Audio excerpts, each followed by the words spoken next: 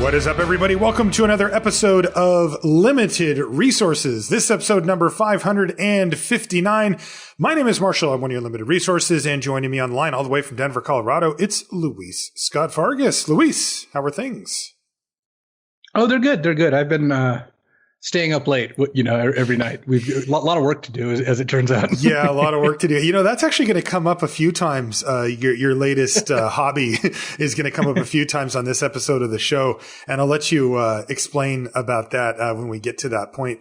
We're doing a fun episode today, Luis. We're doing Genius or Grifter 2. That's right. This entire episode is based off of Luis's now iconic sign-off series, Genius or Grifter, where you, me, and our listeners get to decide what we would call an ethical gray area, or an EGA, a situation that pops up in Magic or sometimes even in life that it's not 100% clear if it's okay, if you should do it or not. And we're going to find out today on the show. We've got a bunch of really intricate Genius or Grifters to go through that'll certainly bring a smile to your face and maybe challenge your critical mind a little bit as well.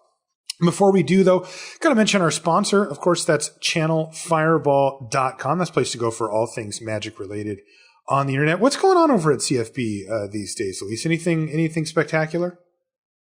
Yeah, so we've been really happy with the feedback and the results we're getting from the You Box It, We Buy It program. It's been really encouraging, and I would point people towards that. If you go to channelfireball.com, ubox/ubox we buy. Basically, instead of doing the whole buy list thing where you have to submit a buy list of these cards and email it in and get it approved, you just send us a box of cards. We'll price them, send you an offer. If you don't like the offer, we'll send you back the box of cards, no charge. So you do have to pay to get the cards there, but we'll send it back for free if you don't like the offer we make on buying all those cards.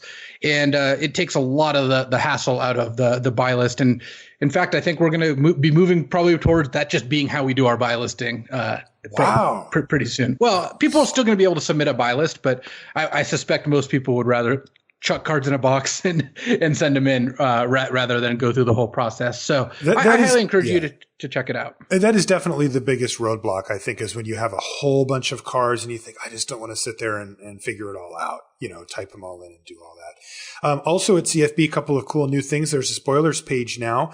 It's channelfireball.com/spoilers. It's an image gallery that's updated every time new previews hit. It won't contain any leaks or, anything like that, just official previews. But, that's a good way to get caught up on what's going on with the latest set. And also kind of a cool thing coming up soon as well.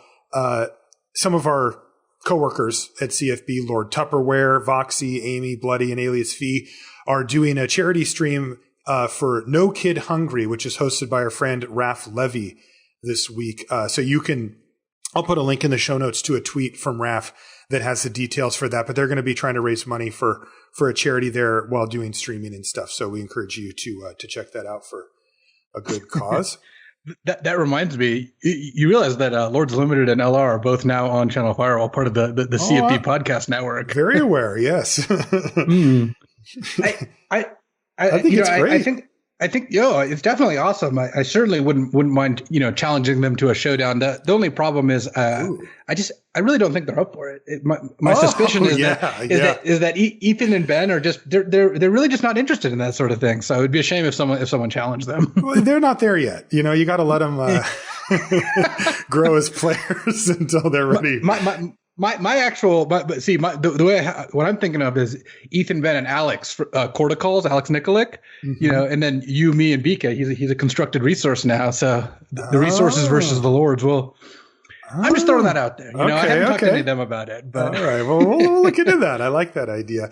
Of course, the show is also brought to you by you via the Patreon. That's patreon.com/limited resources to check out how that works.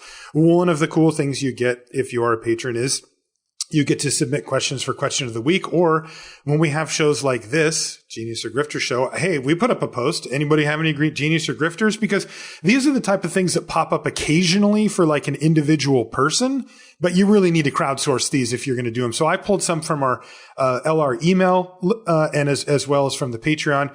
And if you want to become a patron, it's really easy to go over there to, again, patreon.com/limited resources. We're going to get right into these Genius or Grifters because we've got a bunch and they're kind of long, right? Like they take a little while to get through because a lot of them are kind of elaborate stories. And so let's just jump right into it, Luis. First one comes from John from Chicago who says, "Hey, Marshall and Luis, I was just playing some Commander online against strangers since those are the times we're living in. It was an absurd game where I ended up ultimating with both Lord Windgrace and Garrick Cursed Huntsman, leaving me with 6 5/5 Forest Walk cat tokens while my opponents were all well within kill range. One opponent typed in the chat, just swing out, we can shuffle up and play another one. I swung out with my tokens, and sure enough, he responds with Ether Spouts clearing my board. So I ask you, Genius or Grifter?" All right. So I'm glad you kicked us off with this one because we always get about 4 to 5 questions in this basic same ballpark. Mm-hmm. And what it is it Genius or Grifter to give my opponent information to induce them to do something? And we've always come down is it's not really either. When your opponent gives you free information, when they volunteer information, then you should be very suspicious of it. And it depends a little on the context. A social Commander game, I think it's a little bit more Grifter than it would be like at a Pro Tour. Like it wasn't Genius or Grifter when I picked up a vampire token, to induce the subtle wreckage play. My opponent, Jeremy Desani, knew he had to attack with everything anyway. That wasn't really going to change anything. If you tell your opponent, oh, well, like on Arena, you hit the good game emote when they have 6 creatures in play. Then when they attack, you settle the wreckage. I just think that when your opponent's giving you, free information, you should be very suspicious of it, which doesn't make this a great play, but it's not like an unethical play really, though it borders on that if you're playing games for fun, because that's making it so now the communication between other players is going to be looked at as like some sort of game motives, which isn't always the vibe you want, though it really just depends on the play group. Yeah. So the 2 things I would say about this, one, I think this one is Grifter for what you said. I think that this is playing against strangers in kind of a weird time where you're like, hey, everybody, like we're playing Magic, I guess. I don't really know you, that kind of stuff. In a casual setting like Commander where, you're not playing for prizes. It's not even a competitive format, generally speaking. I do think it's a little bit like I would call it Grifter just because I think it's kind of rude, to basically lie to somebody when there's no stakes, there's nothing going on. It's like, just let the person play their turn. You don't need to try to convince, what this basically did is it induced John from Chicago to try to be, okay, I get it. Like you're saying, don't be rude to me. Just go ahead and attack so we can get on with the next game. And I will comply with that because I don't want to be rude. And then, and then I get blown out because you were actually lying to me and trying to trick me. So I would call that a Grifter move given the context. Bigger picture though, like with the GG, I actually do think it slips into Grifter territory, mainly because there should be a line that we all agree to where this is within the context of like the game that we're trying to play. Like again, where you can give away information or do things, you can say things in game or do things like you mentioned with picking up the token that are all within the context of the game. And as good gamers and competitive players, we should learn to either interpret or ignore those things, for the most part. And if you fall for those, you'll probably only fall for it once before you go, okay, that's not something I need to deal with. But I view the GG part as kind of outside of the game. And the reason I don't like it is because I tend to think in terms of what if everybody did this? Well, what it does is it diminishes the meaning of saying good game to your opponent, or in old days, offering a handshake or doing both, where that is meant to be a sportsperson-like gesture, right? Where you're saying, even though I lost, I'm going to say good game and, good luck the next round. And you take it like a champ and you move on to your next challenge. And this blurs that line where if everybody's doing this or trying to, work this edge, then whenever somebody says GG, I'm like, yeah, right. It makes me like cynical or thinking like, is this some type of mind game where I would much prefer that we just said, look, if it gets to the point where you're saying good game, then that's because the game's ending, and that's it. So I would say Grifter, but that's just one take on it. I mean, I don't think it makes you like a terrible person or anything. I will make a request, Marshall. I think we should not cover any more of the questions in this vein. We all just get so many. Okay, well, and I think that we've done a pretty good job of kind of covering all the angles with this one. Okay, because if I get like part of the way through one of these and we recognize, okay, this one feels like it's one of those, just holler and we'll skip. Sounds good. All right, this next one says, I'm playing best of 3 historic on Arena against a Kethis self-mill combo deck. This is a deck that takes a relatively long time to combo off, as it requires some amount of decision making as the player goes through their whole deck. Since it's a best of 3 on Arena, there's a match timer. We're in game 3 and my opponent is starting to combo off with less than 2 minutes left on their clock. I don't have any actions I can take, so Arena is just auto-passing for me every time I'd get priority. This means my opponent can just cruise through taking their turns as quickly as possible. I have plenty of time on my clock, so I slam Control Shift to hold full control. Now my opponent can't just breeze through and perform actions quickly anymore. Instead, there's a pause between each action my opponent gets to take, and the length of that pause is up to me. Of course, I use this to start playing mind games with my opponent. For example, I might wait 10 seconds to pass priority and do this a few times in a row, but then the next time I might pass priority immediately just to break their expectation and catch them off guard. This shaved enough seconds off their clock that they wound up timing out when they were just a few plays away from finishing the combo and securing the win. On one hand, I won, but on the other hand, I felt kind of scummy about it. Genius or Grifter? This is from Evan. Ooh. Yeah, I've seen this come up in a bunch of places, like whether it's on Arena or Magic Online, basically anywhere with chess clocks. Mm-hmm. Where is it Genius or Grifter to crack fetch lands on their upkeep when you don't have anything to do because they have a minute left or whatever? Mm-hmm. This one's actually pretty close for me too. Part of what makes me say it is not Grifter is the clocks are fairly generous. If you end up running out of time, it usually means that you used a lot of time. Like you used quite a bit of your opponent's time. And this also comes up the most often when one person, the person who's trying to time the other person out, has probably like 12 minutes left to their opponent's 2, or 15 minutes left or something.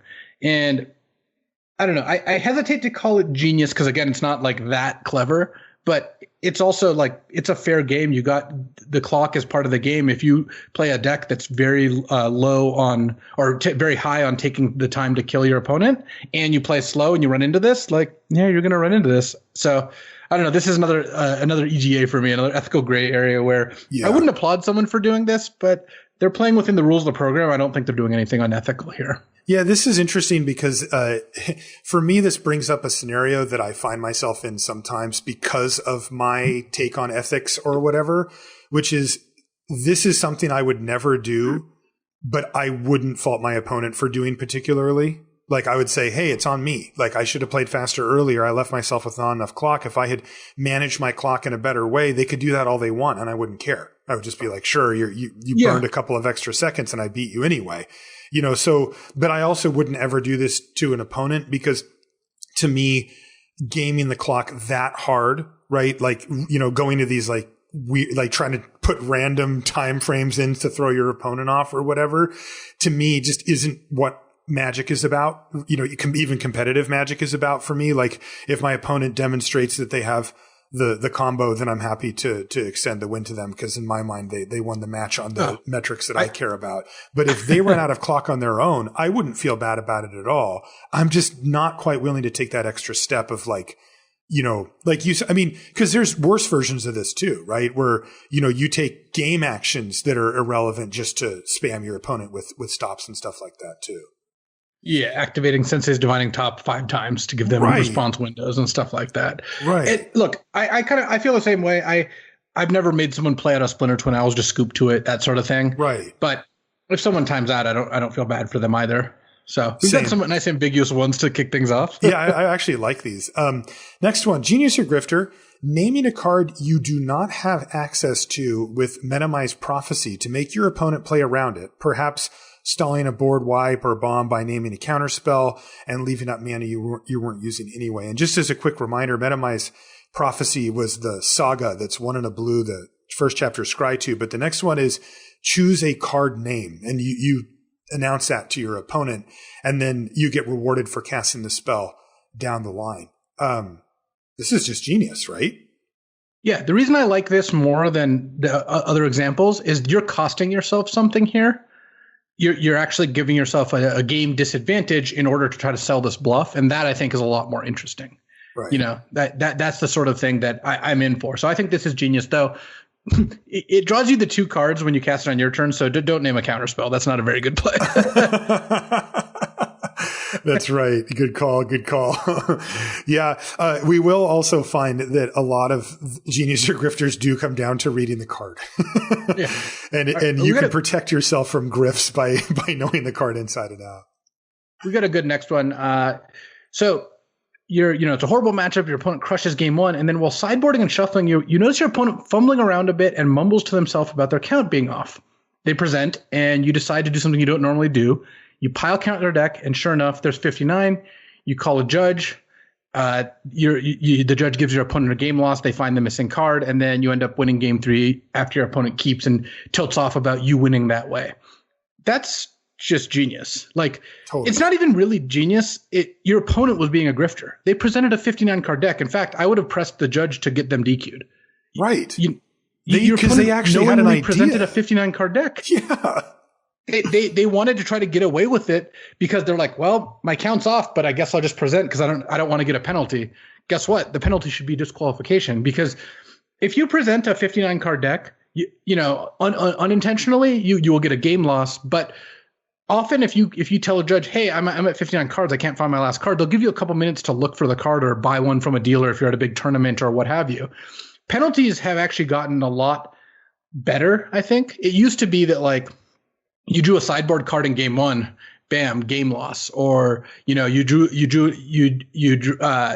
an extra card, game loss. And now they have more proportional punishments that kind of just try to correct the state of things without giving you a huge penalty, which also helps because it gives people incentive to just call the judge on themselves and fix it before playing the game. So it removes the incentive to cheat, which is what this opponent did. They were literally cheating if they knowingly presented a 59 card deck and didn't say anything.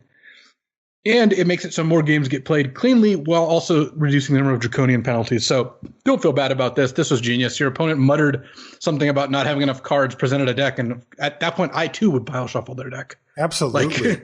The weird thing is you can even back this off one severity level and still have it be bad, where you take the mumbling out.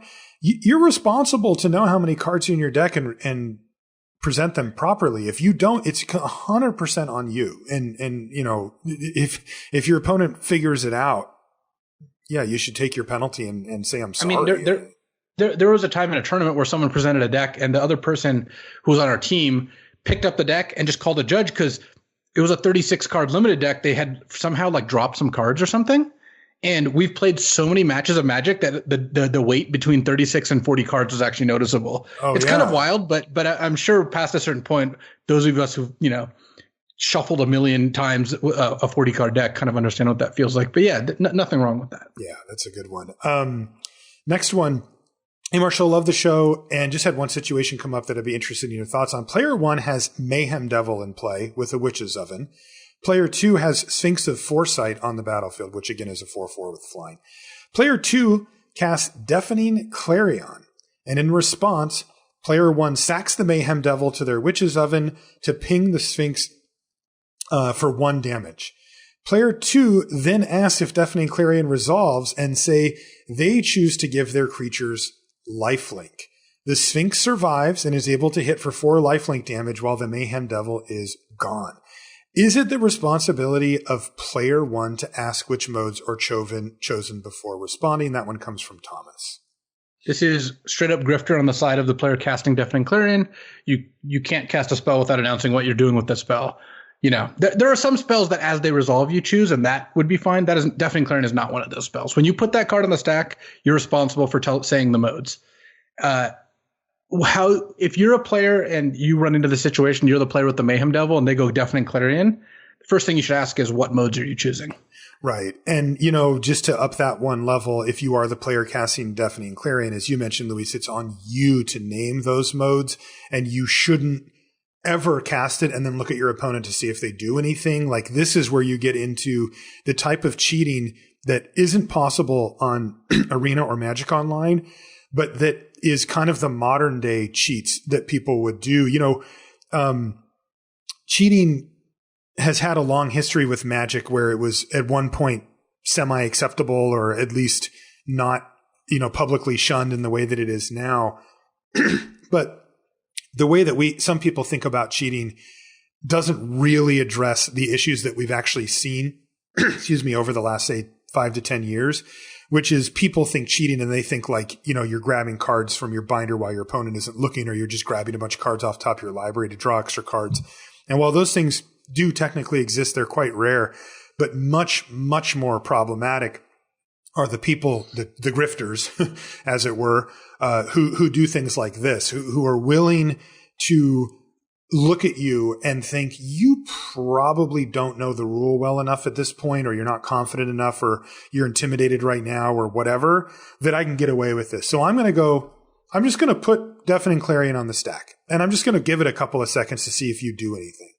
That's not how Magic works in any way, right? Like when that Deafening Clarion goes on the stack, you can imagine the words written on the card of the modes that player chose. That's before resolution. That's before anybody can do anything. So that player should say, Deafening Clarion, the modes I'm choosing are this and this. And so they've already cheated. You know how I would handle this, by the way, let's say I was playing with someone and they go Deafening Clarion, I would just look at them. And if they didn't say anything, I'd be like, okay. And they're like, and I would, if they don't say anything for a while, I would then call a judge and be like, look, my opponent just put this on the stack. They're not telling me what it did. Like, this is not how you play Magic, Right. And this is key that you bring this up to call the judge in that scenario, because this is exactly how these people get away with these cheats over the long term, is that you look at them and they look at you and they go, okay, that didn't work. The person actually knows the rule. So then they go, and then they'll name their mode. But they get to free roll that on you. You're Luis Scott-Vargas. You know the rules, and you know that it's not really going to come up against me all that often either. Right. They're not going to try that on you. But if they look at somebody who looks uncomfortable or new or who clearly hasn't played a lot of tournament Magic, they may try to pull this on you. And you know what they do when, let's say that person did happen to know that rule and just looked at them and said, okay, well, like, what are your modes? They just name them. Right. Or if the person goes, well, don't you have to name the modes? Like, oh, right. I always forget. Sorry. And then they do it and then they smile and then you move on. And no judge gets called. And then they do it again to somebody else down the line and again to somebody else down the line. Basically, I just want to kind of get it on record, So watch out for those grifters out there. Yeah. And that's the main thing, is that this is what, cheating can look like. So that is a grifter, 100%. Oh, yeah. This one comes from Michael via email. He says, he sent us a tweet from Frank Karsten. And this was from last year. Frank says, as my opponent at GP OKC just discovered, even though Kenrith can reanimate creatures from an opposing graveyard, it doesn't mean you should. And Frank says, after confirming my creature, are you sure? He says, I'm now 5-0 at the GP. And the reason for this one, again, is, there's really no genius or grifter here. Frank's obviously not grifting. He even gave his opponent a chance to bail on it, is that Kenrith says, 4 and a black, put target creature card from a graveyard onto the battlefield under its owner's control. So this was simply a case of the opponent not recognizing that their own card, Kenrith, didn't quite do what they thought it did. But I have to say, this is super genius or anti-grifter, because Frank even said, my creature, are you sure? In other words, that's opening the door for the player to say, oh, never mind, I don't want to do that. And Frank saying that's okay, which Frank had no obligation to do in this scenario. So yeah, this is straight up. It's not genius or grifter. In fact, it is anti-grifter for sure. Frank is going above and beyond to be actually polite and respectful to the opponent. Right, because I know a lot of players would just go resolves. Thank you very much. Yeah, I would just say resolves if I was playing a competitive tournament. Like, it's my opponent's card. I didn't do anything. I didn't be like, oh man, Kenrith, you have black. Oh man, if you reanimate my Sphinx, you're going to be in trouble. That would be, that would actually still fall under the category of like, That is saying nonsense words. It is. See, like that. See, that's exactly what I was talking about with that out of bounds line with the GG stuff. That's inbounds.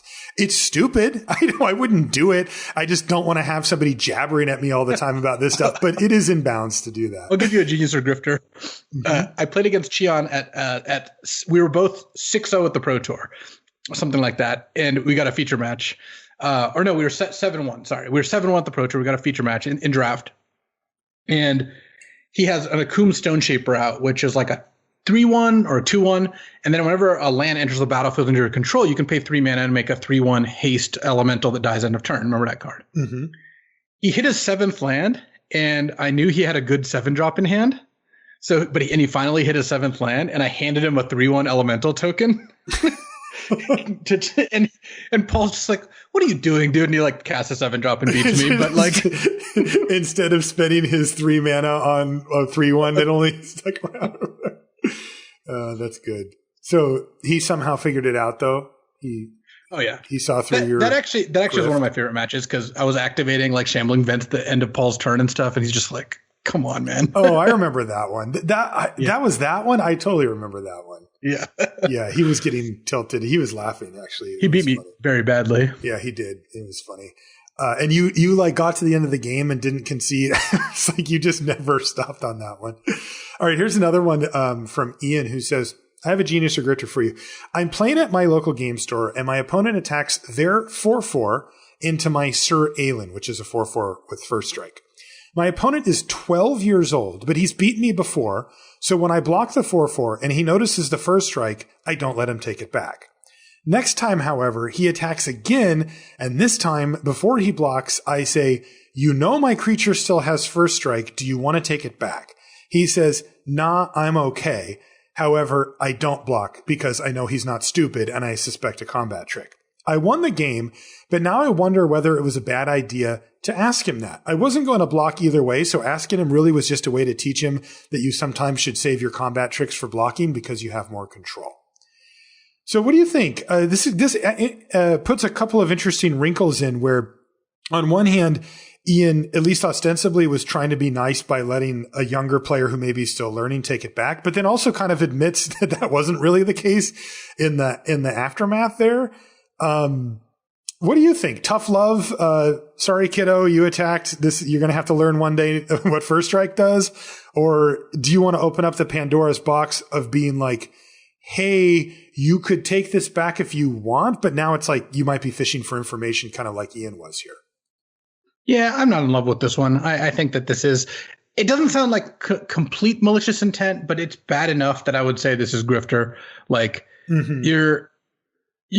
what Ian was doing here was actually getting information. Like, yes, Ian claims they didn't mean to block or like they were intended on not blocking, but they put their opponent in a position where by saying, oh, this has first strike, do you still want to attack? Now they're just giving up the combat trick by saying, yes, I still want to attack. So, right. And you can't, depending on the rules enforcement level, I guess you could do takebacks, but I mean, you can't even do takebacks like this at any of the more competitive tournaments. So like, it's nonsensical. I don't like this, Ian. Don't do this. I don't like it either. Although I will say that it does open up an interesting, like, think about this, just very simple next level stuff, right?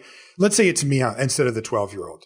And I'm distracted or something, and I attack my 4/4. My opponent goes, oh, hey, my 4/4 has first strike. Do you want to take your attack back? Right? So on one hand, I could say, sure, or whatever. But let's say I have the combat trick, right? I can easily turn this on you, right? I can say, oh, man, yeah, I didn't see that. But you know what? The rules are the rules, and I got to learn someday. So nope, I'll keep attacking. And then they're like, block. I've actually run that one. And I like to do that in playtesting. I'll like, I'll attack and be like, oh, wait, your guy has reach. Oh, it's too late. No take backs. And then, that's when I'm play testing against my friends and kind of screwing around. I think this is, again, a little bit nonsensical. I'm not a big fan. I would not do that either. And for what it's worth, when I have played against younger players, I've kind of tried to read them, right? If this is the type of person that can take a lesson, right? What I've done is I found myself in very similar situations against players who really just didn't know. And what I did is I say, I'll block. And then they go, okay. And I go, okay, so first strike damage is going to kill your creature. And they're like, all right. And then I go, okay, let's rewind, right? Like if you don't have anything, you don't want to be like, because obviously this player's not running some elaborate bluff against me, right? Right. And so then I'll explain, hey, this is what this does and why not to do it. But I find doing that after is better at a casual, like an F&M style setting or whatever, rather than doing it the way Ian did, because it just gets hairy that way. All right, next one comes from Michael. It says, whenever I run out of gems on Magic Arena, I make a new account to buy the $5 welcome offer. I don't care about my collection building because I only play limited. Genius or grifter? I mean, it's completely permissible. It's kind of genius for WotC though, because they keep getting your money anyway, and it's going to make it a lot harder for you to switch to constructed if you ever wanted to. But if you don't want to switch to constructed, then yeah, this sounds like genius. You're getting a discount on drafts. It doesn't sound like it's worth it because making new accounts is such a hassle.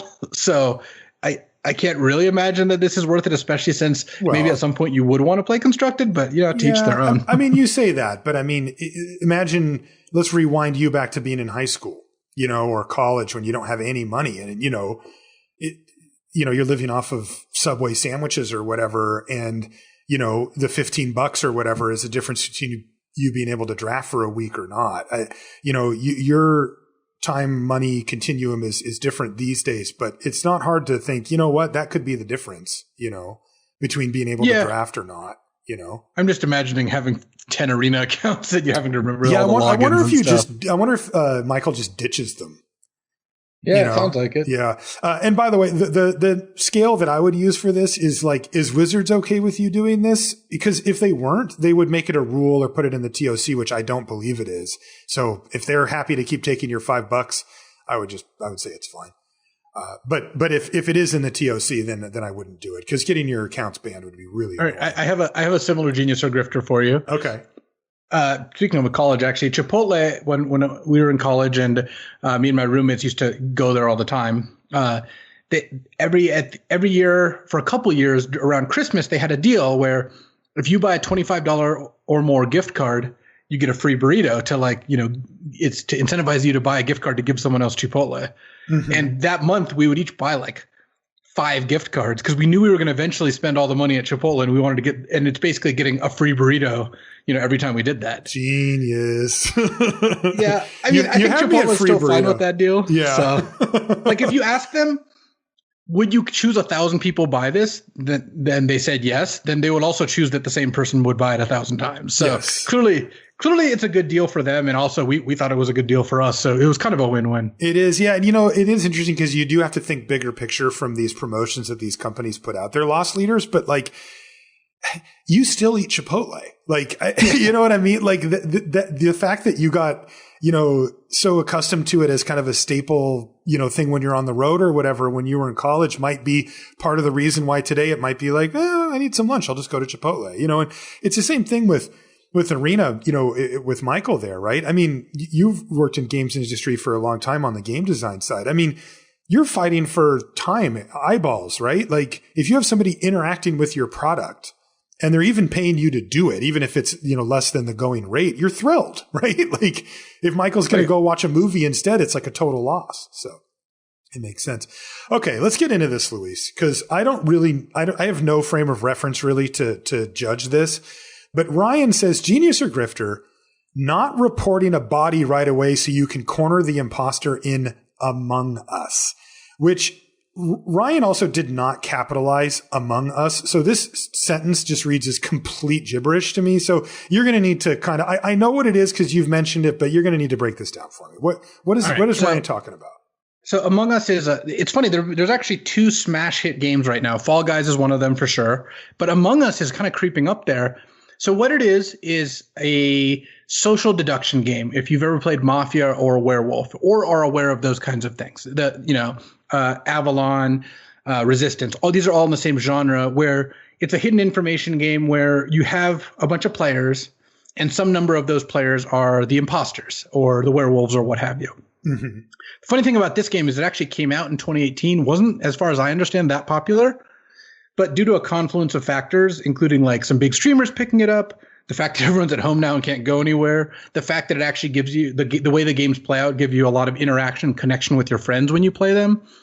And the fact that Discord's really popular and Discord's the easiest way to facilitate this, I think have all led to this game exploding. As of literally right now, I checked, there was almost 400,000 people watching people play Among Us on Twitch. So smash it. One of the top directories. Let me explain the game. So first of all, the flavor is awesome. What it is your crew on a spaceship. And among your crew, there's some imposters, depending on how many people you play with. And as crew, your goal is to complete tasks which you have around the ship. For example, your tasks could be fuel the engines, chart the course, empty the cafeteria garbage, fix the wiring in the electrical room. And what these tasks are is little mini games. So you've got a map, and the map's always the same. It's not randomly generated. It's just the same map. And there's 3 different maps. The first one, the base map, is the spaceship, and you go south, you hit storage, next to it is electrical, and so on and so forth. You've got this whole ship. The imposter's goal is to kill the entire crew. And the way that works is, we're going to discuss this as if we had the full game, which is 10 people with 2 imposters. I think that's the best game, though you can play with different amounts if you just have fewer people. Okay. The 2 imposters want to kill the entire crew before being found out. And they can't just spam kill. There's a kill cooldown. And every time a crew member sees a dead body, they can hit the report button. And what that does is it brings up a meeting. And this is where the game is basically played in 2 parts. One is everyone's running around the ship, right? Imposters are trying to find people and kill them, or try to blend into the crew because they look visually the same. Mm-hmm. And the crew's trying to finish their tasks and what have you. And then there's the meeting part where everyone discusses, and this is the only time you can talk. So the game's best played when you're all on a Discord call, but you're all muted in between meetings. Oh, okay. And during the meetings, we talk. And how a meeting might go is this. Marshall called, you see a big thing, emergency meeting. It automatically just pulls everyone into the meeting, and it kicks off. It shows who called the meeting. And Marshall's like, I found Jeff, our producer. I found his body in electrical. Jeff, the producer, died. Oh, no. And so now what would happen is people would be like, who was with you? And let's say you were by yourself. Well, you're kind of suspicious because killers can report bodies too. The self-report is actually a good tool in your arsenal. So you kill somebody and then report it. Okay, that's cool. Right. And then what you say is, hey, guys, I just ran into electrical and I found Jeff's body. When the reality was, you ran into electrical, found Jeff, created a body, and then reported it. But you're like, Luis, where were you? And I'm like, I was in reactor, but Woody can vouch for me, but we were both there. And Woody would be like, yeah, me and Luis were both in reactor. And that makes it less likely that either of us did this, especially since one of the defenses is like, hey, me and Woody were alone in reactor for a long time. If either of us wasn't imposters, likely that we would have killed the other person. Mm-hmm. And then we'd be like, well, Raptor, where were you? He's like, I was in med bay. And everyone's like, well, was anyone else with you? And he's like, no. I'm like, well, med bay is close to electrical. Okay, Raptor could have done it. Marshall could have done it. But then it's like, well, we don't have enough info. We're not going to vote anyone out, but we're going to keep an eye on Marshall and Raptor. Actually, because a lot of people just use text. It's just sus, as in suspicion. So Raptor sus, Marshall sus. And then the next round happens, right? We go back to doing our tasks. And then Marshall finds another body. And again, there's no one around. And at that point, people are like, dude, you stumbled across 2 bodies and you weren't with anyone either time. We're going to vote you out. We think you're the imposter. And then we airlock Marshall. We toss him from the ship. You don't find out, because we have the setting on, you don't find out whether Marshall's an imposter. So it's kind of dangerous because you don't know. So you throw me out of the ship left. And then I just drift off into the ether and you have no idea if you were right or wrong. Yeah, that is what would happen. It's brutal. And so what this question is asking is, if you as a crew member is it genius or grifter to not immediately report a body that you stumble across? And this is actually an interesting question because, like those examples I just gave, you reporting a body makes you suspicious because you're in the vicinity of a dead body, especially if there's no one else around, right? That inherently makes you suspicious. However, imagine you didn't instantly report the body and I walked in. Then it's like, hey, I walked into electrical and Marshall was there standing over a dead body. Right, and not reporting. That's way more suspicious. Right. At that point, we either toss Marshall off the ship or toss me off the ship, because if you claim I'm lying, you're like, no, I walked in and Luis just killed someone. Right. And honestly, it's kind of savage, but what would happen if this was near the beginning of the game? we would airlock Marshall and then airlock me immediately. Oh, really? Because it's just easier. Yeah. Well, if both me and you claim the other person killed someone, 100% one of us is an imposter. Totally. There's no other option. Totally. But there's just so much depth to this game, and like we played a game yesterday where me and Raptor were the two imposters, and I killed someone, and then someone else, Ben Whites, because we're playing with a lot of magic folks, walked around the corner, and so Raptor reported the body and said, "Hey, me and Luis just watched Ben Whites kill this other crew member," and I'm like, "Yeah, we walked in just as Ben had finished killing him," and Ben's like, "No, they're both lying. It was Raptor," and at that point, everyone else decided to trust me and Raptor, but we were very suspicious because it certainly didn't rule us out. We ended up winning that game, though. People did immediately kill Raptor like next, but I managed to like slip through. I'm still not really sure how that happened. But yes, it's a really fun game. I streamed it yesterday, and I'm going to stream it today. I also streamed it the day before. So yeah, I've been playing a few games of this from time to time. It's interesting. It's really sweet. There's a lot of. I mean, I would imagine LR listeners are the kind of people who would be interested because there's a lot of game theory in it. Like, again, if there's two people arguing, game theory dictates because crew members are very happy to trade 1-for-1 with imposters because the crew will easily win. There's 8-2. Right. So tossing us both is a good strategy. Timing how you do the different actions in the game, is good. I'm actually writing an article on Among Us strategy for Channel Fireball. I wanted it to go up this week, but it's just grows longer the more I write. Like I keep thinking of things I want to add to it. So I haven't finished it, but it is currently the game I am playing the most, which is pretty funny. Is it balanced? But like if you look at the outcomes, like is it what you would expect over like the long term? I don't know if 50-50 is what would be appropriate for if an imposter wins or a crew member. I don't think that 50-50 is the optimal necessarily. I don't know, whatever that optimal should be. It's just kind of interesting, right? There's 20% of the players are imposters and 80% are crew. So but imposters do have advantages, right? Yeah, in general, the crew's favored. Well, of course. I'm saying the imposters have in-game advantages, do they not? Yes, they do. So the thing is, another cool thing about this game is you can tweak the settings however you want. You can tweak how vision works, what the kill cooldowns are, all that stuff. In general, the way that we've been playing is the imposters can see about 3 times as far as crew. So there's like line of sight stuff where you're like, oh, I see Marshall's coming. I can kill Woody and leave, and he won't be able to see me because his vision's not that long, and that sort of thing. I think an optimal win rate, if the imposters win about a third of the time and crew wins about 2/3, that means the imposters are doing really well. Because the natural progression, I mean, if it was 80% crew winning, 20% imposter winning, that would feel a little low, but it certainly shouldn't be 50-50, I don't think. Right. Because you're only imposter 20% of the time. Right. But it's really funny. When you play the game, basically it's fun to play crew and it's absurdly fun to play imposter. And every time you win as imposter, you really feel like awesome. It's just such a cool feeling, That's great. So all right. I would definitely recommend the game. Okay. I think there's another maybe in here about Among Us. So we'll get to that. We'll see if it's so what was your final on Ryan? So I think it is, I don't think it's genius or Grifter. Basically, I think it's genius to not report a body and investigate a little bit more, try to get a little more information, but it's risky because if you get found out, then other people will just think you're the imposter. I do have one question, though. What if you see a body and don't report it and just leave? Is that giving up too much to the imposters? It kind of depends on your goal, too. If your goal is to survive the game, then you should report bodies a little less because you're more likely to die if you report a body. If your goal is to win the game as crew, but not care if you individually die, if you just want your team to win, you should generally report bodies. What's the incentives? Is it like I'm good at this game, or is it like the teams I play on win more? I would prefer. I think that it's generally better to have you. I try to make it so crew wins when I'm playing crew. Okay. So I will report bodies in general. Though I think people report a little too fast. It's good to scope out a little to see if you can see someone else or get any other clues before that happens. Because I was going to say, because once you like what you mentioned, where if you get 2 people kind of shouting at each other about, you killed him, no, you killed him. I mean, now there's a clock on you, So. Yeah.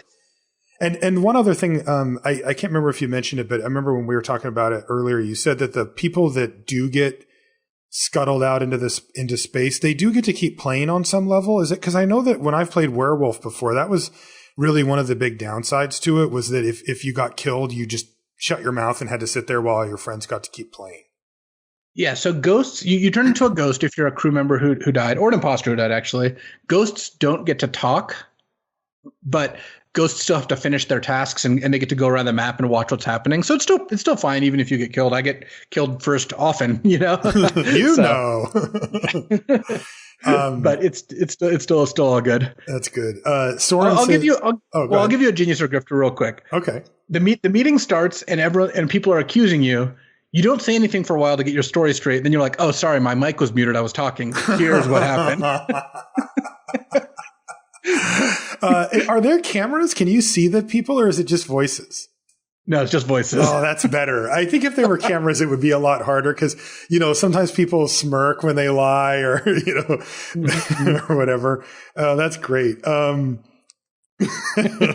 That's genius for sure. Yeah, I love it. I love that. I'm not going to say I haven't run that trick. No. And I mean, because to me, that's the kind of thing that, like, when the game's brand new, you could get away with, but then it's like, so this guy came onto our server and ran the "my mic was muted" scam on us, and everybody's like rolling their eyes at the new guy or whatever.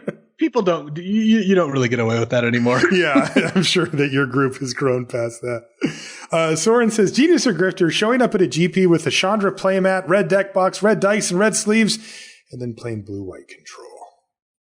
This is always the same. It's definitely not genius, but it's not grifter either. It's just whatever. I just don't pay attention to that stuff. It's pure genius, Luis. You're free rolling. You might get 0.25% of equity when somebody keeps a bad hand against your air quotes mono red deck. It's not a free roll. Why? You know why? Why? If you do this against me and I see that, I think you're kind of a buffoon. That's not saying it's necessarily bad to be a buffoon. Why do I care what you think? I'm trying to beat you. All right. Well, it's not going to help against me. That's true. So I only get buffoonery and no equity. Yeah, that's tough. But the good news is that if you think I'm a buffoon, my tournament equity does not go down. It's true. So it's not altered. Jacob says, so this is pretty early on in M21 draft. This is the very beginning of Pack 2, and I was pretty hard set on Golgari with lots of busted uncommons and rares and whatnot. I opened a foil Fabled Passage, Chandra, and a Gourmand. I took the Gourmand because I had 2 Rise Agains. The person to my right to whom I passed the Chandra and the foil Fabled Passage does the classic, why are these still in the pack? But not just saying it out loud, literally turns the 2 cards around to show everyone. I was pretty upset with the situation, mostly because of everyone judging me because I was, quote, losing so much monetary value. That same drafter also proceeding to draft his entire 3rd pack face up, as in the cards he was picking were all face up. In general, I was pretty upset, and the fact that the store owner didn't really do anything, even though he was literally in said draft, and it was pretty frustrating in general. I expressed my feelings after as to not train wreck the draft experience for everybody else. Please do let me know if I'm being over dramatic or if me being upset was actually a reasonable sentiment. Thank you so much for everything you guys do. I think I'd be kind of frustrated too, to be honest. I would not have dropped it during the draft. I would have been like, dude, don't show people we're in the middle of a draft. Don't draft face up. That's not how this works. Right. I'm not saying I've said this many times on the show. I'm not saying if you're not comfortable doing this sort of thing, then that's totally fine. I'm not going to judge you for not being comfortable. Marshall, I think you know me well enough that I would not have dropped that. No, you would have absolutely said something. And frankly, so would I. Oh, yeah, you totally would have as well. Yeah. If people, I know, the classic, why is this still in the pack? It's just frustrating and annoying. I usually just roll my eyes at it. But when people start showing other people cards, I'm like, guys, we're trying to have a real draft here. It's not that hard to just keep, and drafting a pack face up is absurd. I've never seen that. I would be irate. The interesting part about the feeling kind of embarrassed because of the loss of monetary value thing is, to me, it's kind of the opposite. It's kind of a flex, right? Like on one hand, it's you saying I don't need this foil Fabled Passage or this Chandra. And also it's you saying, look, I know how to draft a good deck and I'm taking some uncommon that's better for my deck than these 2 cards. So I wouldn't feel embarrassed about that, Jacob. But yeah, like Louise said, if it's not your style, totally, you handled it fine by just talking after. But I would say, hey, you're breaking the rules here. This isn't an annoyance. this messes up how the draft actually plays out. So you're okay, Jacob. I'm with you on that one. All right, this is the most important one we'll do all day, definitely. This one comes from our friend Zach, who says, you go to your local taco shop, and sometimes when you order your burrito, you want a little extra meat. I see Louis just perked up at that one. You notice after a few times that they have a side of meat a la carte that is cheaper than ordering a burrito extra meat. So you start ordering your burrito as normal with a side of meat. Then you unroll your burrito and add it manually. Genius or grifter? Okay, this is grifter, but you're only grifting yourself. Oh, because you have to do all the work? I don't know what the price difference is here, but unrolling a burrito and jamming extra meat into it is just going to make the whole thing fall apart. You're just getting a burrito bowl at that point. Yes. I feel like I would screw that up every single time. Oh. I mean, the biggest difference between burritos I make at home and burritos I get in like a good Mexican taqueria are they know how to wrap a burrito, and they're pros at it. I am not. Totally. They also have the comal that like heats up the tortilla so it's nice and flexible and doesn't tear. But if you ask me to disassemble a pre-wrapped burrito and add extra meat to it, what you're doing is you're asking me to disassemble a burrito.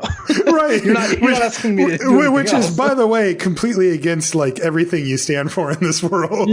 And also like the other thing is, Zach, they hand you a perfectly good burrito and you somehow open it up, but then don't start eating it right away. Like, what is going on? Like, I would just start humping. Like, I couldn't help myself. We're going to say grifter on this one, Zach. I'm sorry, buddy. I definitely admire the intention of trying to get more burrito, but I have a feeling that the 30 cents or whatever it is going to be worth it to get that perfectly created burrito instead. The price difference can't be more than $1, right? Right. Like, it'd be really shocking if a side of meat was $2 and adding meat to a burrito was $5. So it's probably like a $2 versus $3 thing or something like that. And so if you handed me a burrito plus a side of meat, how much would I pay to have a professional burrito wrapper have wrapped that entirely? I would pay more than $1 to do that. Definitely. So yeah. No, Zach, this is not good strategy. I appreciate the thought, but I don't think you're going about it the right way. No, you got to stick to the fundamentals, Zach. Next one comes from Paul, who says, a while back, my girlfriend bought a box of Unstable because I love the set, and we cracked it and played some Sealed. She got a modular monstrosity out, which is a 3/3 for 7. When an opponent casts a spell, you have 5 seconds to name a new keyword ability for it. In hand, I had Capital Offense, which gives target creature -X, where X is the number of capitals in its rules text. My lines were, 1, try to win the honorable way. Just try to race it as it slowly gains keywords and gets out of hand. Or 2, take the low road, spew off the spell, start counting down, and hope she messes up because of time pressure and a hole in her rules knowledge and names Indestructible instead of Hexproof, Shroud, or Protection. I chose the second option. She named Indestructible, and I won the game. Genius or grifter? I guess your girlfriend, too. This is this is just another grifter. No! No, let me ask you this. Okay. Is this more or less likely to make your girlfriend want to play more games of Magic with you? Oh, this is not the way to go about that. Yeah, very bad idea. So, you know, I'm a big fan of metagames, right? Mm-hmm. And a metagame is really like a game outside the game, looking at something greater than just the game you're playing. In general, when you're playing a game of Magic, your goals can be very different based on what's happening. And and I think you know me pretty well, Marshall. Like when I play some types of Magic, my goals are I want to win, I want to be focused, I want to be there and do that. When I'm playing on stream, my goal is not to win, it's to be entertaining and all that. When I'm playing with someone who I care about, especially someone who knows less about Magic than I do, as it seems to be the case in this situation, my goal is not to beat them by flexing my superior Magic rules knowledge against them. So that being said, I appreciate a good troll. And if the vibe here is that she would appreciate this or think it's funny or like, you know, that was wild and wacky. Sure, go for it. That could be genius then. If the vibe is going to be like, oh, I didn't know that that rules interaction worked that way. All right, I guess you win. Then definitely Grifter. So it's kind of, I don't have enough information to answer this fully. It really just depends. In general, I would say if you're playing with unset cards, I would not lean towards trying to win the game on rules interactions. I don't feel like those things line up very well. It's funny because at the beginning, I was fully on the genius camp. I was just going to say should have played around it, but you've swayed me, definitely. Like, given the context, that's what's really important here. So, Paul, Grifter. Next comes from Jeremy. Says, I'm a primary school teacher in Australia, which is like an elementary school teacher here in the U.S. One of my students last year asked if he could call me Boodoo. I asked him what it meant, and he told me it was the Australian Aboriginal word for sir or teacher. Not wanting to be disrespectful to his culture, I said, sure, go for it. 2 weeks later, one of my colleagues heard him say that and started yelling at him. Turns out Boodoo is not the Australian Aboriginal term for sir, but in fact, It means something I'm not going to say on the podcast, but certainly not appropriate to call your teacher. So, is my little mate a genius or a grifter? So I appreciate the spunk here, but I'm going to lean grifter again. And the reason is this will make, who asked the question? I forgot the name. Jeremy. This will make Jeremy less trusting when in the future someone says something along this lines, like, he's going to be less trusting now when someone says, well, that's what this word means, or, in this culture, we do this. Mm-hmm. And I think like the upside of getting to call your teacher some profanity, which first of all, I have never really had a teacher where I wanted to. No, actually I had one or two. I had one or two where I would have liked to do that. For the most part, though, I appreciated my teachers. I got lucky, I think. Uh-huh.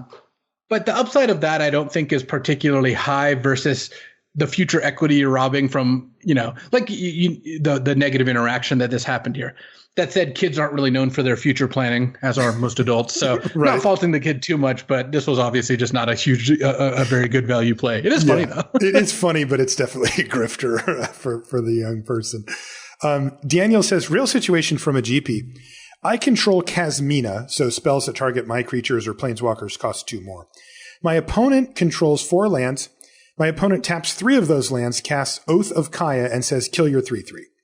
This is a legal play because the trigger targets, not the spell itself. While I'm deciding if I want to respond, my opponent says, oops, sorry, I can't cast that because of your Kasmina, untaps their lands, puts Oath of Kaya back in their hand, and makes a different play. I say nothing and carry on, reasoning that we allow our opponents to rewind mistakes all the time at the F&M level, and if I want to do the same at the GP, even if it's not a mistake, that should be fine. Genius or grifter? This is grifter. You cheated. Yeah, this is definitely a grift. Yeah, you're not allowed to do it. I understand the blurring the lines there between F&M and Grand Prix, but there is a very strong line that is different between the two. The rules, they call it a REL or rules enforcement level, is different. It is not the same. You're not playing by the same rules when you're at a GP than when you are at an F&M. And the way that you play this out breaks the rules for a GP. I'll revise my statement slightly. Cheating does require intent. You made a illegal play. Mm-hmm. I do not believe that your intent was to cheat because you thought it was permissible. So that was maybe a little bit too snap, but it is not legal to do this. So in the future, refrain from doing so. Yeah, that's true. Cheating is often shorthand for to give you that. A slightly different example. Imagine they cast the Oath of Kaya. Imagine Kasmina said, whenever someone plays a spell targeting it, they have to pay 2 more, kind of like Frost Titan. Mm-hmm.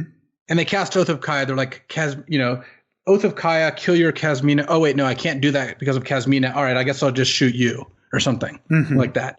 That would have been okay because they hadn't really fully verbalized their targets. They weren't doing a take back. It was all the same sentence. Tapping their mana, playing a card, they can't undo that.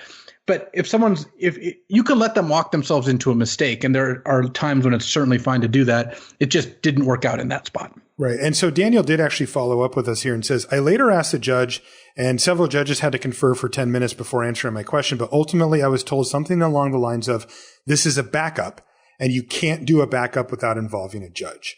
If we had been aware of the situation when it happened, we would probably have started an investigation into whether or not it was cheating. So there you go. So, and I think ultimately concluded based on this info that it probably wasn't cheating, but it was illegal. Right. And I mean, I think that the thing to focus on, for Daniel in that spot is to really internalize the fact that this is a different set of rules that you're playing under. These aren't augmented slightly different. Like, this is really a different world that you're living in here. I also approach FNM a little differently. And I understand this is from a very different perspective than many people, because FNM is near the bottom of the importance level of competitive events I plan, because I plan a lot of very, very competitive events. And for some folks, it's near the top, and that's totally good. I want to make it very clear. I'm not saying that's a bad or good thing. That's just how it is. But as a result, when I play in FNM / pre-release style things, I go out of my way to help my opponents, because my goal in those is to make their experience better and just enjoy playing with the new cards or enjoy, having that sort of thing. That said, if it's what you look for your competitive outlet every week, I don't have any problem with you trying to win. But in general, I would shy away from stuff that, I don't know, makes your opponent not have a good time when, especially if you're going out of your way to try to get them. I don't love that. I think there's a time and a place for that, and my personal line is that time is not FNM, but I guess everyone has to make their determination for themselves. Yeah, for what it's worth, I fall in the same camp. This one's from Parney. Oh, yeah. Andrew says, I don't remember if I told you this story before, but 2 days before our wedding, my fiance is in Michigan, and it's on me to bring our luggage from Chicago. I drive all the way to Michigan at night, but forget all of our luggage, so I need to go back again the next day. 4 hours to Chicago in the AM, and then turn around for 4 hours back. Genius or grifter to use this as an opportunity to take in an early afternoon White Sox game at the ballpark before heading back. Genius. Genius. Value. First of all, Parney's a good friend of mine, and you met Parney too. He's an awesome dude. Great guy, yeah. So I'm not surprised. This is Parney. This is the most genius or grifter Parney gets, is when I'm spending a lot time, doing something important for me and my now wife that is really, it's a lot of work. Is it okay to take a couple hours to watch a baseball game? Yeah. Right. So Parney, it's not genius to forget your luggage. That's not genius or grifter. You only punish yourself. But I certainly think getting the opportunity to get a nice draft in, or a nice baseball game in is certainly great. I mean, Parney also used to commute, from Indiana to Chicago a couple days a week, which is like a 2-hour-ish train ride, and he would often be battling various games on his laptop on the way. Is it genius or grifter to have a 2-hour-long commute, partially so that you get to play some video games, some Magic, some Eternal, what have you? I always thought it was genius. Genius for sure. This next one is actually something that I've wanted to mention on the show as a possible thing that people might be doing. I think it's kind of interesting. It comes from Jaeger, who says, hey guys, I'm a longtime limited veteran, and my win rate is high enough that I'm always able to draft for free, often stockpiling gems. As I reached the upper echelon of diamond, it struck me that I could easily afford to abandon poor to average quality drafts by simply resigning and redrafting, and I didn't need to accept anything less than like a B+ or better version of decks. Wins mattered more than gems. By artificially inflating the average quality of my decks, I would be more likely to cross the mythic finish line. Is this ethical? So this is a genius or grifter here that's kind of interesting, because there's a transaction that's happening for Jaeger here, which is I care more about my stance on the ladder than I do about money. Ultimately gems equal money at some point. So what do you think? I think this is genius. I think that if you're able to if you value wins more and are able to utilize your resources such that you abandon drafts, sometimes when you're 0-1, sometimes maybe when you're 0-0, when you just look at the deck and know it's not good, sometimes when you're 1-2 or 2-1 or whatever, in order to hit mythic faster, I think that's fine. I caution you that you might be robbing yourself a little of the experience of playing with these bad decks, and you're going to kind of get a distorted view of what an average deck looks like, because sometimes you'll be in situations where you don't have that option. Let's say there's a tournament coming up that plays that is limited. You don't get to drop and redraft in a tournament, or you'll draft and you're going to start chasing this high where if an average deck is a 5, but now you drop with all your 5s and 6s, so now your average deck's a 7. You might start dropping with like 7s, and then you're going to start backing yourself into a corner where you're going to have a really hard time playing with almost any deck at 1 and 1 or 1 and 2, because you're like, I'm 1 and 2. This deck might not be good. Might as well draft again. You're just not going to get that experience of losing, and then you're going to keep chasing that high win rate. That being said, I've done this sometimes when I'm close to Mythic. I've hit Mythic a couple times. I've never gone 0-0 with a deck, but I've definitely been like 1-1 or 1-2 with a deck that just didn't come together and be like, I'm just going to draft again. This sucks. Yeah. I think that's totally fine. Yeah, I find it interesting because it seems to be well within the rules.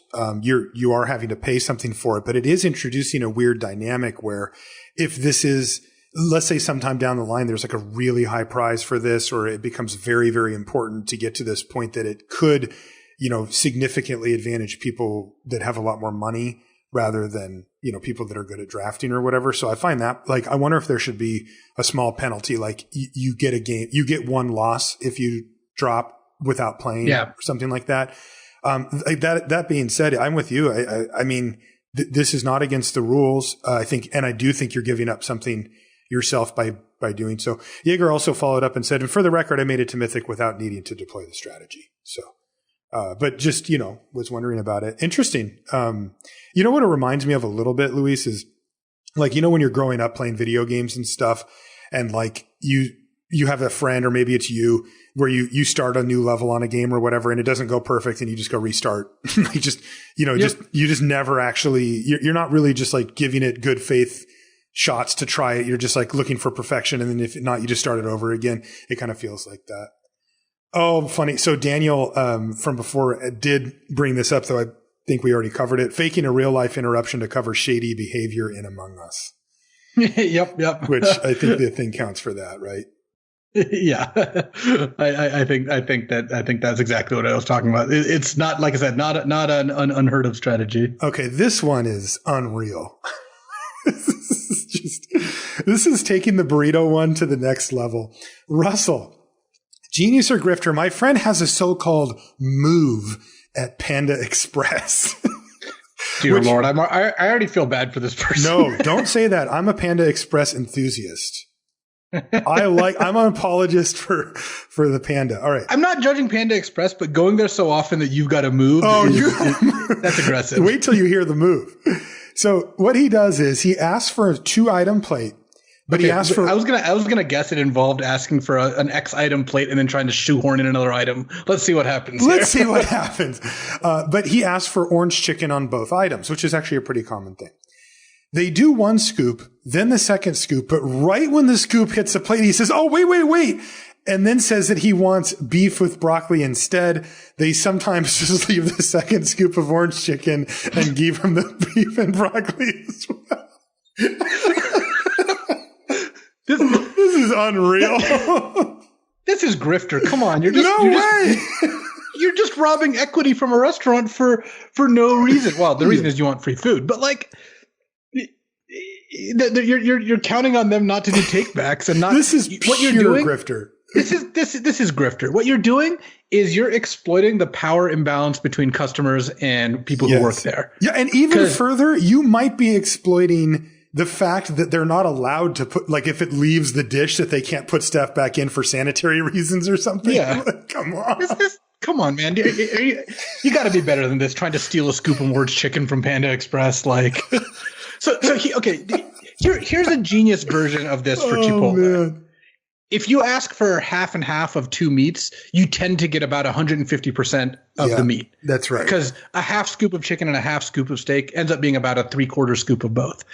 But you're not like lying to them or tricking them. You're just asking for an item on their menu. It's an option to go half and half. This is literally having them put steak in your burrito and be like, "Oh man, sorry, I actually wanted chicken." Yeah. You look at them and you're like, "Are you going to take the steak out?" And they're like, "Well, no, it's fine, man. You can have the chicken and the steak." Right? Because, dude, Russell, tell your friend 3-item plate. You can just get that. Yeah, but it's $1.50 more, $2 more, or whatever. Yeah, people get their value, man. Mike says, not one I encountered. It was unreal. Not one I encountered, but LSV needs to tell the story about Zvi and the cursed scroll. Says the answer is obvious, but it's a fun story. Oh, yeah. So this is another one of those bluff games. So Curse Scroll is an artifact. It costs 1 to cast, and you pay 3 and tap it, and you name a card, and then you reveal a card at random in your hand. And if it was the named card, it does 2 damage to target creature or player.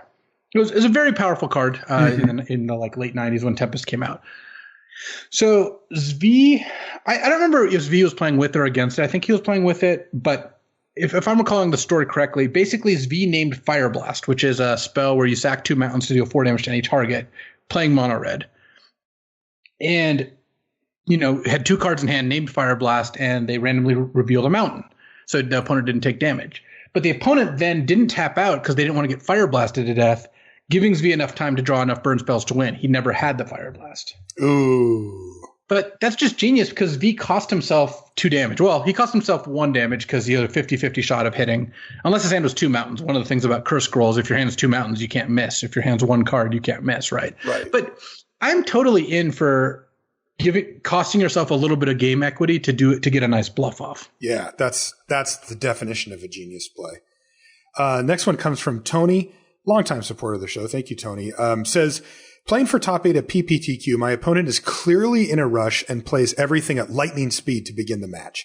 I deliberately start playing at a slower pace, not necessarily slow play, but thinking about my moves more than ever. This infuriates him, and he plays even faster. He ends up so tilted that he made countless mistakes that gave me an easy win. We finished the match with 20 minutes left on the clock. Is this legal? This is genius. Is this fine? Yeah. Okay. If you're not slow playing, if you're not actually stalling, you can adjust your pace of play. Like, you're allowed to not play at blazing fast speed, or so I've been told. I haven't tested the theory. And a slightly more interesting question, I guess, would be: your opponent shows up. Let's say you're playing the last round of a draft, F&M. Your opponent shows up and is like, "I'm going to see a movie at 9. Do you want to draw? I've got to leave in 20 minutes." And you're like, "No, I don't think I do." And then you start playing at a moderate pace, knowing your opponent's going to have to scoop after like game 1 to go make the movie. I don't think that's in neither case is this Grifter. I think that because the opponent was getting agitated and tilting off in this example we got, I'm okay saying it's genius. You're just kind of you're using their impatience against them, and I think that might be a lesson in and of itself. If your opponent's a reasonable person, is like, "Hey, I'd like to go catch this movie," and you're like, "I really wanted to play this match out and I want to play," that's fine. I wouldn't purposely play slow to try to make your opponent concede or miss their movie, though. I'm the kind of person who, out of spite, if my opponent did that, I would miss my movie just to beat them. There's a famous story in Seattle here about a player being very hungry, and then another player taking a cheeseburger that got brought to them and putting it on the table as they played to try to distract their opponent. Yeah, it goes down. Seattle's got a lot of apocryphal stories. This is one of the legends. We do. I was around for a few of them too. Not many. You want another genius or Grifter from, I believe, a Seattle PTQ? Yes. It's not actually that hard to figure out whether it's genius or Grifter. An opponent apparently won a PTQ by casting Crib Swap on a Baneslayer Angel. Yes, they did. And I was there for that. Baneslayer Angel has protection from demons and dragons. Crib Swap's a changeling, so it has all the things. That's Grifter. That's cheating. Yep. Don't do it. Yep, that was bad. I was there. That was not caught at the time. That was when I very, very first started playing. Next one comes from our friend James, who says, "This happened to me during a game against a well-known MTG personality.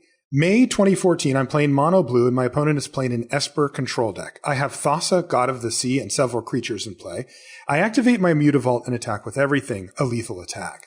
My opponent, eyes half open and saying nothing, taps mana and points to their own Mutavault. I activate Thassa's ability to make all my non-flying creatures unblockable one at a time.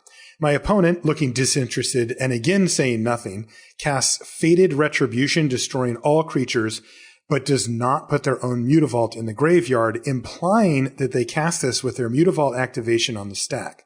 I personally felt like they were deliberately being as vague as possible to misrepresent their actions, but I'm curious what you all think, Genius or Grifter. By the way, I went on to win the match. Go Etherlane."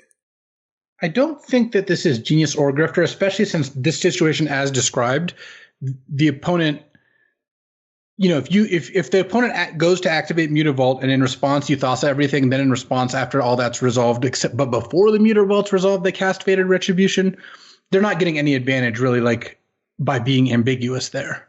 They didn't try to say they didn't activate Mutavault. They just kind of like did their thing. That said, I highly encourage you, anytime there's some ambiguity, you should just clear it up.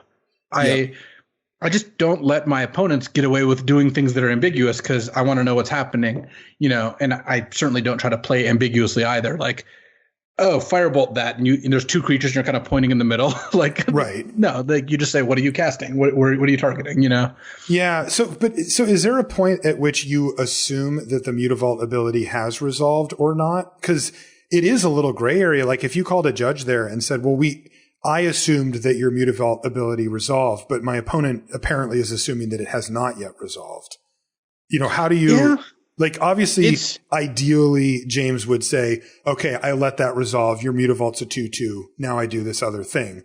But there's also so many shortcuts that we do in a typical game of Magic where you go activate Mutavault and you go, okay, I'll do this, this, and this.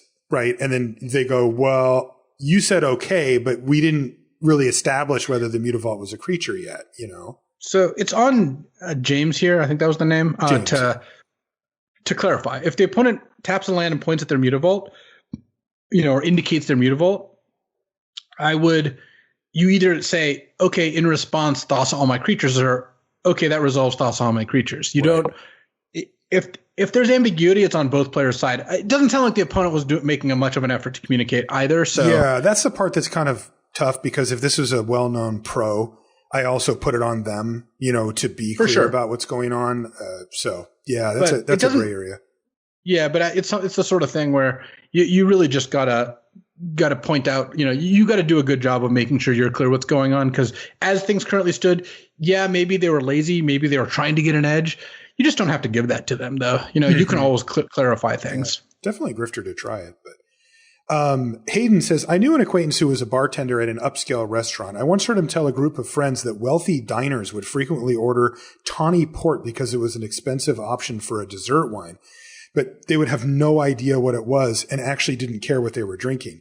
He took advantage of this by filling their order with ruby port, a much cheaper drink, and pocketing the difference. He claimed he had done this dozens of times and had never had a single complaint from a diner. That's cool. I mean, if you want to steal things from customers, I guess you can, but we're not going to give you a pat on the back for it. Right. That is pure grift. I mean, that's just literally theft. It is kind of interesting that nobody ever noticed, but yeah, that is not okay.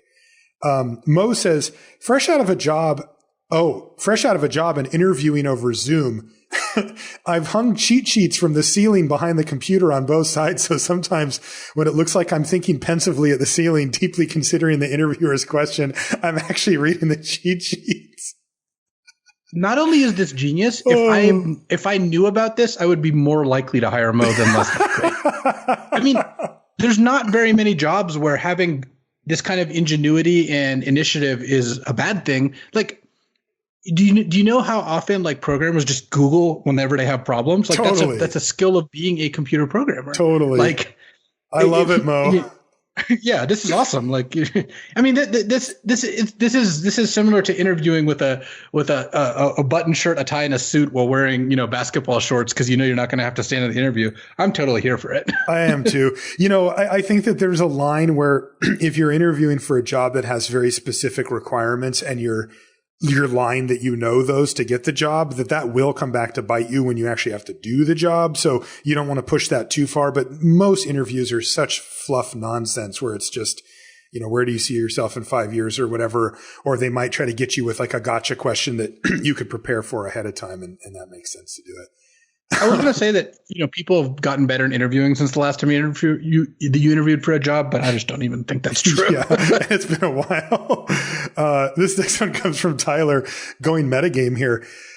Genius or Grifter, taking an extended bathroom break to post on LR's Patreon while the kids are going nuts outside, even if the wife is handling it just fine. Oh, that's genius. This is really good, Tyler. I'm impressed. I mean, this is just like the people who always make sure to poop on company time, right? You're like, I got to go to work in half an hour. Oh, I man. could poop now. I kind of need to go. No, I'm going to go to work. And then about an hour in, I'm going to take a 20-minute bathroom break. Yeah, that's just genius. That's insane. All right. This one comes from Drew, says, you fetch up a land with a card, and the exact land you want is on the bottom of the deck. You didn't look at the card second to bottom, and no other effects have resulted in knowledge about the deck configuration like Scrying or Teferi or whatever. To save time, you ask if you can just put the deck back without shuffling. Since it's as random now as it would have been if you shuffled. Genius time saving or Grifter? It's against the rules. It all just depends on context. If you and I are playing in play testing or playing in a draft after a GP, in the hotel lobby, yeah, I'm in for it. If we're playing in the GP earlier in the day, I'm going to make you shuffle and probably if not call it judge, at least grill you lightly about wait, what do you want to do? Right. Like if it says shuffle, you have to shuffle. Like the problem is that even if it's 100% true, right, that even if that is true, that you didn't see anything, there are no other known information, etc.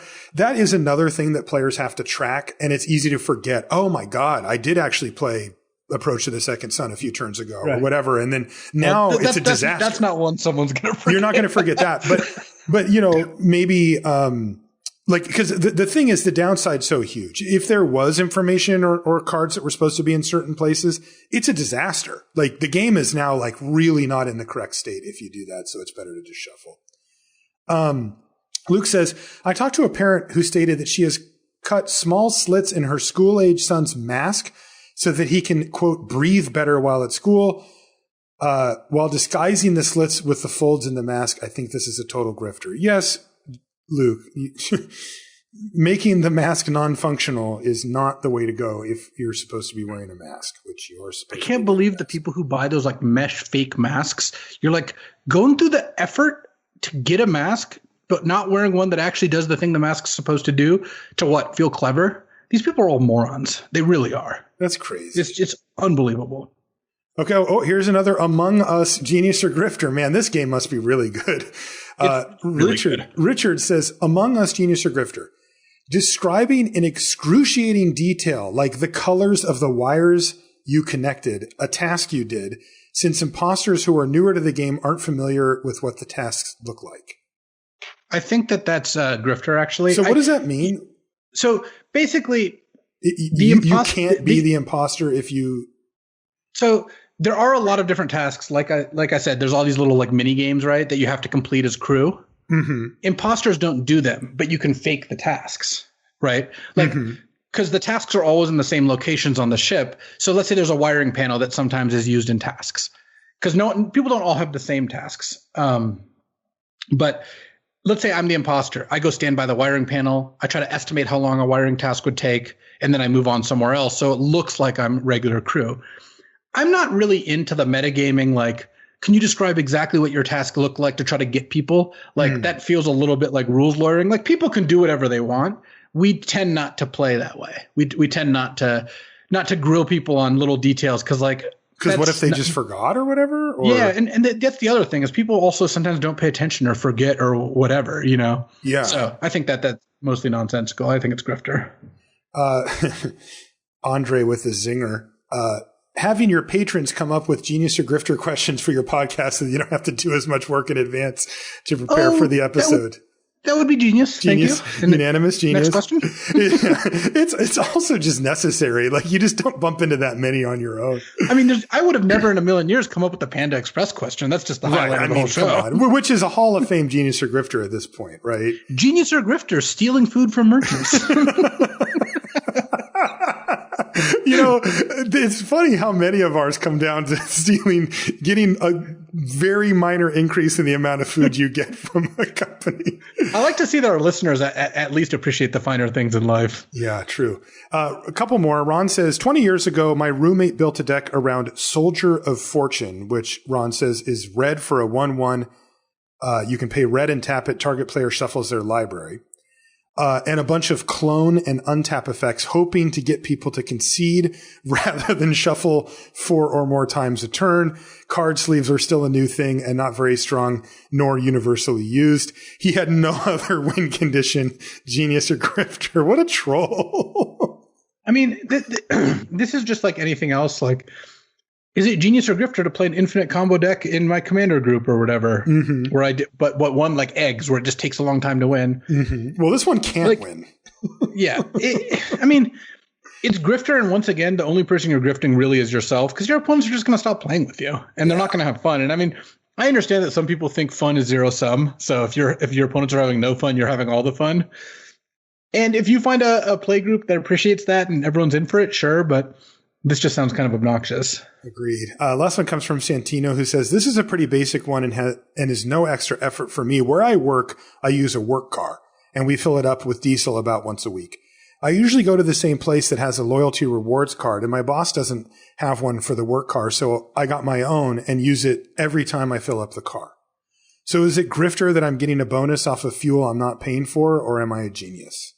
Oh, this is genius. This is like when your work reimburses you for booking flights and you get your mileage program and you get all the miles. Yeah. I mean, if your work really wanted to be like hard asses about this, they could. I have heard of, corporate like flight programs where they get the frequent flyer miles and the people don't, or whatever. Like you have to use the company card in order to do that. If your work wanted you to do that, they could do that, and they wouldn't be like wrong for doing that. Mm-hmm. But you're under no obligation to point this out to them. Just to get what you can get. You aren't costing them anything that they like weren't able to get if they really wanted to. That's right. Yeah. As long as they don't have a rule, I say go for it. And, you'd be surprised too. A lot of the, like what you just used that example for the frequent flyer miles and stuff like that, like Wizards, for example, they like it that we get, like they've, we would book our own flights for a long time, and they would say, we're hoping that you can use this, so that you can get a bunch of extra miles and that kind of stuff. I remember when we did flight requests where when they were booking the flights, they would ask you for your frequent flyer info so they could just put it in. That's right. So, and they were perfectly happy to do that. So, keep that in mind. We actually got one more, last one here from Zach, who says, that's really funny. Pretending to throw the ball for your dog, but you keep holding onto the ball instead. Genius or grifter? Oh, that's genius. That trick is awesome. I used to do that all the time. Oh man, that was really good, Zach. You got me off guard with that one. Pump faking the dog, genius or grifter. Well, all right, Luis, we covered a lot of ground on our genius or grifters here. These ones Marshall, one last one for you. I have a good one. Mm-hmm. So there's this tapas place we really like, and well, this was obviously pre-COVID, but it used to be hard to get reservations there. But then we noticed that when we searched for a table for two, they would have none. But when you search for a table for three, they would have openings. So we would reserve a table for three, but it's just two of us in order to get a table. I like it. I'm geniusing you on that. Normally I would be a little frustrated, but if you were there at the restaurant, they would seat you. So to me, that's just a glitch in their system, and you should absolutely take advantage. I support it. You know why I think it's genius? I order enough food that it was like there was three people there anyway. So the restaurant's getting paid too. Like if they knew what our average bill was going to be, they would be rolling out the red carpet. Yeah, so you get the 6-person table. This is like that message I sent you earlier in the week. Remember when I had ordered food on delivery I ordered enough food that they gave me 2 sets of utensils, but it was just for me. And you said, those are rookie numbers in this game. You got to get those numbers up. It was because it was a chat with me, Marshall, and Cheon, all of whom have gotten multiple pairs of chopsticks when we ordered for ourselves. That's right. And when Marshall was bragging about getting 2 pairs of chopsticks in that group, I'm like, nah, man, those are rookie numbers. You got to pump those numbers up. Oh man, good stuff. All right. I want to say thanks to everybody who emailed in. A bunch of those Genius or Grifters were emails that we've gotten over the past 10 or 12 months that I've actually just saved over time. So thanks for those. And of course, everybody in the Patreon who took the time to give us your Genius or Grifters. You really made the show. Those are some amazing ones for sure. And I'm sure we'll come back and do another Genius or Grifter episode someday. For now, though, that's going to do it. We've got to mention our sponsor channel, fireball.com. Again, I'll put a link in the show notes for for that charity stream that Raph is putting on with a bunch of CFB streamers. And of course, make sure you check out Channel Fireball Pro, CFB Pro. There's a link in the show notes for that as well. Anything that you sign up for over there, if you use the code, or that you buy, if you use the code LR, that lets them know that you came over there from listening to the show, and that helps the show. So we appreciate anybody who does that for us as well. Again, I mentioned Patreon, patreon.com/limited resources. If you want to get in on the fun, you can sign up, even the lowest tier, the $1 tier, that gets you access to the patron only stuff, like this, you could put a question or a genius or grifter in this case, that kind of thing. And so you get to be part of the fun. It also gets you access to watching the show recorded live. We actually stream it on YouTube, and we hang out with the chat before and after for a few minutes as well. And you can see us do some of our pre and post show nonsense when we don't have to run out the door. And you get that for being any level of the Patreon as well. So patreon.com/limited resources. If you want to find us on social media, I'm Marshall_LR and Luis is LSV. And you can find everything related to the podcast at lrcast.com. That's going to do it. We'll see you next week. So the recent rise of Among Us and Fall Guys and some of these other games really makes me want to kind of encourage our listeners to find games that you can play with other people, or activities. It doesn't even have to necessarily be games, over something like a Discord voice call or video call. Because I have noticed it has made me feel like I'm connecting with my friends in a way that, I think we're all kind of lacking right now. Tabletop Simulator is another great one. You can play tabletop games, kind of over Steam here. Me and Pat Cox and his wife and our friends here, we'll get together and play just various board games, kind of over Tabletop Simulator, and that can be pretty fun. And really, it's kind of like the meme: modern problems require modern solutions. We just can't go out and see our friends right now, at least not very easily. If you live in the same city and you're all being careful, that's one thing. But a lot of the folks that we both know, Marshall, are folks we've met through Magic. Yep. And we just don't get to see them right now because there's no Magic going on. There's no one's getting on planes unless they absolutely have to. And I think that it's worth the effort to find new ways to connect, because I know that a lot of folks are kind of struggling without that, especially if you kind of you used to kind of get it automatically. Like I didn't used to even do any of these things. I never played games with people over Discord just because I didn't need to. If I wanted to see my friends, I would see my friends. And I knew that once or twice a month I would see all my friends, and it would be awesome. We're just not in that world right now, and hopefully we'll get back to it. But I think it's worth seeking out ways to kind of feel more connected, because connection is really important. And we're in a kind of the state of the world, or at the very least, the state of the U.S. in particular is really making that more difficult. So I think it's worth the effort, even if it's not something that naturally comes to you. And you know what? If it's not for you, it's not for you. I totally get that. Some people are not going to be into that. I don't know, Marshall. I don't see you playing games over Discord with friends very, very easily. No, but I did play some Magic. I set up a webcam and I played against Adam. Table thing? Him and I just set up a webcam, just pointed down at our table. Yeah, and we just played some sealed, some totally. M21 sealed or whatever. And because you guys used to meet up and play every week, and totally. Now you're just not doing that, Right, because his work is right next to my building, but he's not going into the office, and so we set that up, and it was really cool. So yeah, definitely, and it's one of those things that, at least for me, I'm a little reluctant to do it, because it's just it's not going to be the same, and it's got all this extra hassle, and it's a pain. But I'll tell you, it's worth it. It's just, you just feel different. I look forward to recording the show so much every week now. Yeah, me too. Because I get to see you, and it's I haven't seen you in months. And normally it would be I'll see you in a couple weeks, or, just there was kind of a flow where I would get to hang out with you. And it's just been months and months and months. And it's this is my Luis time. And yeah, you and I are in contact throughout the week on our chat with Paul and stuff. So it's not like I feel disconnected, but talking to you, I get to see you on my screen and stuff is big. So yeah, force yourself to do it and you'll feel a little better after, I bet. Totally.